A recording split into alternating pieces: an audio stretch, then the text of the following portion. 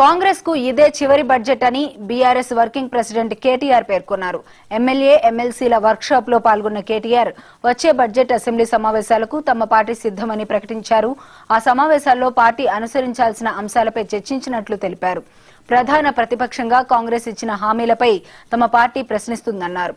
Assembly నడపడం కాంగ్రెస్ కు ఇష్టం లేదని, అందుకే 2 ఏళ్లు అవుతున్నా అసెంబ్లీ డిప్యూటీ స్పీకర్ కమిటీలు లేవని కేటీఆర్ విమర్శించారు. గాలి మాటలతో కాలయాపన చేస్తున్నారన్నారు.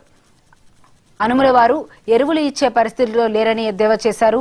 ఎండుతున్న పంటలపై, కరెంటు కోతలపై అసెంబ్లీలో నిలదీస్తామన్నారు కేటీఆర్. ఇదే ముఖ్యమంత్రి గారు చెప్పేదేమి, మాకు అప్పు పుడతలేదు, నన్ను కోసినా రిటైర్మెంట్ బెనిఫిట్స్ ఇవ్వలేను, డిఏలు ఇవ్వలేను, 6 గ్యారంటీలు అమలు చేయలేను, నేను మహిళలకు 2,500 ఇవ్వలేకపోతున్నా, రాష్ట్రం అప్పుల కుప్పయింది అని చెప్పి ఒకవైపు తప్పుడు మాటలు చెప్పేది ముఖ్యమంత్రి గారు. ఇవాళ తెలుగులో సామెత ఉంది, మింగ మెతుకులేదు గాని మీసాలకు సంపెంగ నూనె. ఈ రాష్ట్ర ప్రభుత్వంలో మీరు రావడానికి ప్రధానంగా మీకు ఓట్లేసిన వారికి, మీకు 6 గ్యారంటీల పేరుతో మీరిచ్చిన హామీలు 100 రోజుల్లో అమలు చేస్తామన్న వాటికి 1 పైసా కేటాయించే తెలివి లేదు. రైతులకు రైతు బంద్ వేసే ముఖం లేదు. ఇదే ముఖ్యమంత్రి నెల రోజుల కిందటే కదా హామీ ఇచ్చింది. మేము మూసీకి వ్యతిరేకం కాదు, కానీ మీరు చేయాల్సిన పని చేయకుండా ఒకవైపేమో అప్పుల పాలైందని చెప్తూ, ఒకవైపేమో పైసా లేదని చెప్తూ, ఒకవైపేమో తప్పుడు మాటలు చెప్తూ, మరొక వైపు మూసీలో 1,50,000 కోట్లు ఖర్చు పెట్టి నేను ఇది చేస్తా అది చేస్తా అంటే మిమ్మల్ని ఎవరు నమ్మాలి?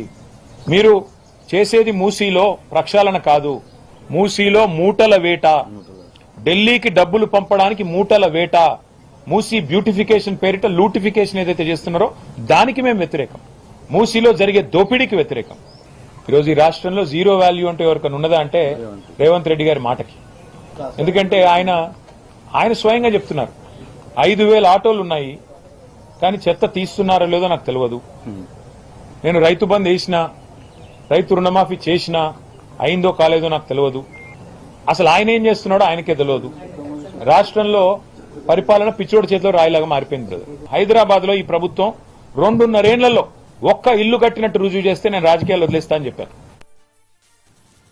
యుద్ధ ప్రభావం